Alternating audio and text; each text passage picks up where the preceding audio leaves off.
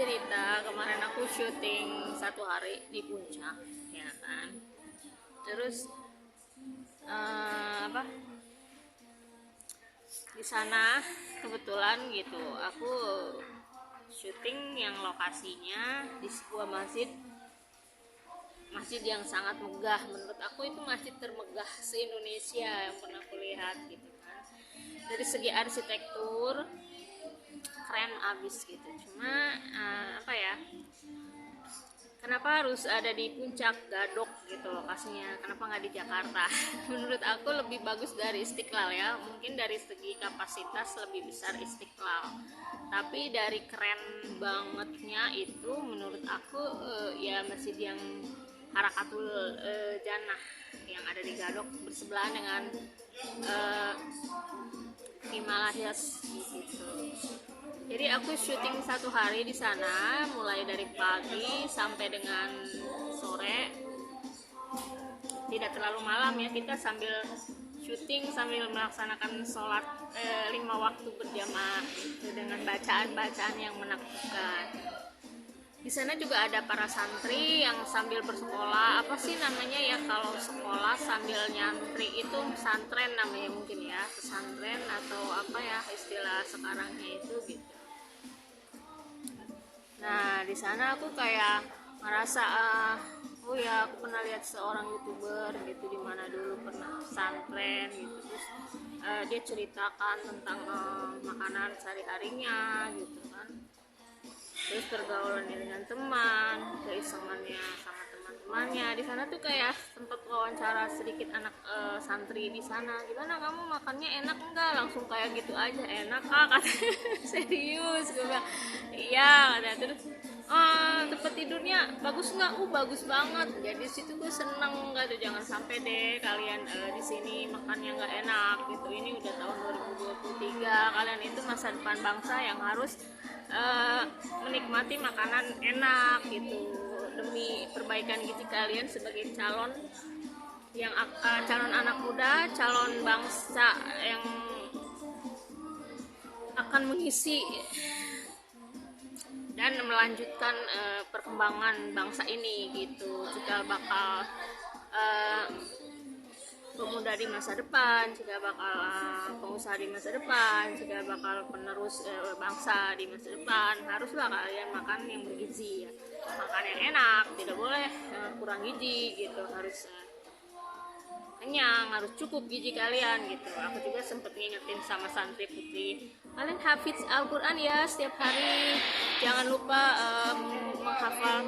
menghafal Al-Quran gitu, jangan sampai malas untuk belajar gitu. Terus jangan sampai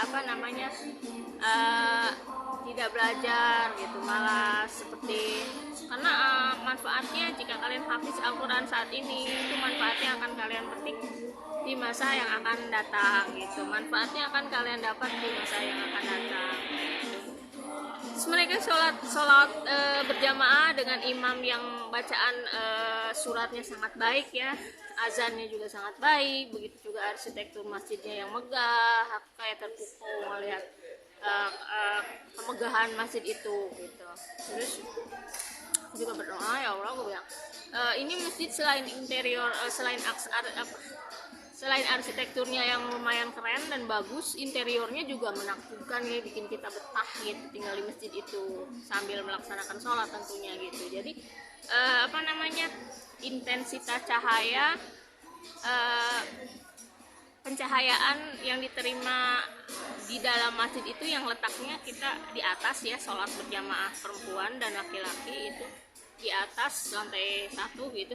Nah itu tata cahayanya itu matahari masuk ke dalamnya itu bagus banget guys gitu. Jadi di dalam masjid itu terlihat cukup cahaya gitu, cahaya matahari masuk gitu. Terang, bikin kita betah, bikin kita nyaman gitu. Masya Allah, aku bilang ini masjid bagus sekali. Aku termasuk orang yang kayak senang hunting lihat masjid. Ada juga dulu sempat aku ke Banten gitu, di sana aku kayak numpang sholat di perjalanan gitu. Masjidnya masuk ke dalam banget gengs, itu pelosok. Tapi setelah saya tiba di sana gitu, masjidnya itu terasa nyaman gitu, terus terasa kayak betah gitu kan. Ada juga masjid yang kayak suasananya nggak enak, suasana serem, suasana juga nggak nyaman banyak gitu. Terus aku tuh kayak aku tuh pengen datang lagi deh ke masjid ini gitu. Nah seperti yang aku alami kemarin gitu, saat aku tiba di lokasi syuting Taksir Cinta yang kupilih, adalah sebuah masjid besar yang megah yang terletak di Gadok yang strategis banget menurut aku gitu lokasinya gitu. Masya Allah aja gitu, syuting di tempat yang baik gitu ya kan. Nah, terus aku tanya anak-anak santri, wawancara sedikit di sela-sela sehabis sholat jamaah bersama gitu. Ada juga, oh kalian betah di sini, betah kak gitu kan. Terus anak-anak SMP sih kebanyakan sih ya, kalau kayak anak SMA nya jarang aku lihat, itu seumuran masih SMP. Ada sebagian ustadznya juga yang aku tanya, oh Ustadz udah berapa lama di sini? Dari tahun 2018 kak katanya. Oh bilang masih muda-muda banget ustadznya gitu.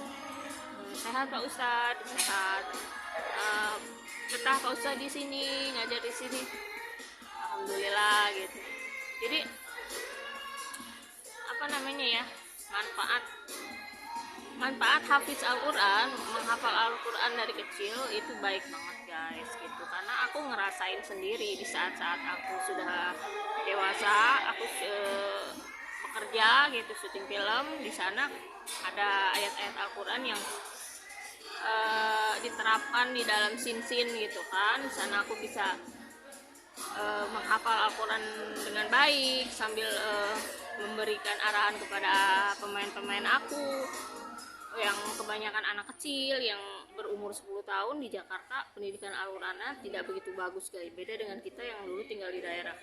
10 tahun, 9 tahun itu sudah pandai menghafal Al-Quran, karena memang setiap hari belajar dan belajar. Setiap hari sekolah ibtidaiyah ya, dan di samping sekolah dasar itu ada sekolah agama namanya. Kalau saya di Banten itu sekolah agama, jadi setelah lulus SD itu dapat ijazah 2 gitu, ijazah sekolah dasar dan ijazah sekolah agama ibtidaiyah itu.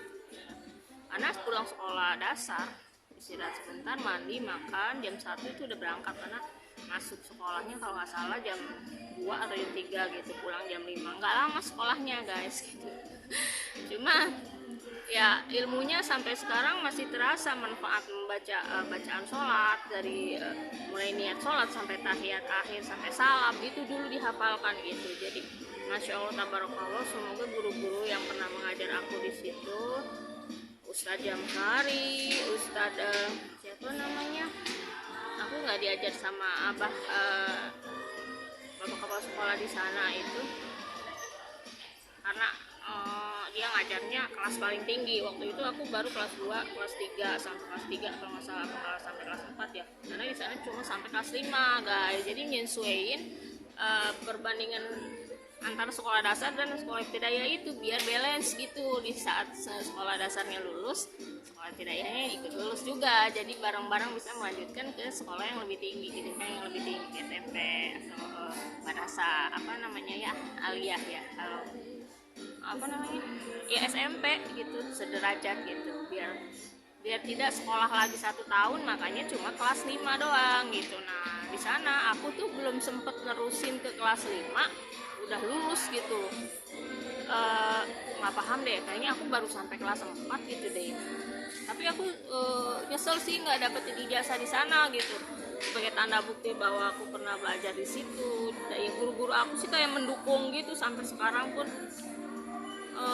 Sampai ke bawah mimpi gitu guys, gue sekolah lagi deh gitu kan, biar gue dapet ijazah yang ibtidaiyah yang sekolah setingkat dengan sekolah dasar itu deh gitu. Sampai ke bawah mimpi saking penasaran dan kurang puasnya hati nggak dapet ijazah di situ kali guys, karena belajar tiap hari ya, ngorbanin kita nggak main loh. Kita pulang sekolah itu sekolah dasar kadang saat suasana cerah di rumah gitu, kayak masih enak banget nih main-main depan rumah, main-main santai-santai. Itu karena dipaksa harus sekolah gitu ya, otomatis mainnya itu ditinggalin. Cuaca yang indah di rumah, suasana rumah aku kan dulu enak banget guys, jadi dekat ke ke sawah, dekat ke kebun. Jadi kebun itu adalah kebun tante aku gitu. Jadi ya gitu, maksudnya di sana aku harus mengorbankan untuk tidak main dengan harus pergi sekolah, tapi alhamdulillah ya manfaatnya itu besar banget aku rasain sampai saat ini gitu. Kayak gitu. Jadi untuk kalian yang apa namanya anak-anak sekolah yang nonton YouTube ini, semoga kalian semangat ya belajar hafiz Al-Quran terutama gitu, karena hafiz Al-Quran itu manfaatnya akan terbawa kapan saja, sampai kapan akan terbawa, kan besar manfaatnya di masa depan buat mendidik anak kalian, tetangga kalian dan siapapun gitu yang ingin belajar Al-Quran kayak gitu. Jadi jangan lupa masuk gigi sebelum tidur sama salam. Assalamualaikum warahmatullahi wabarakatuh.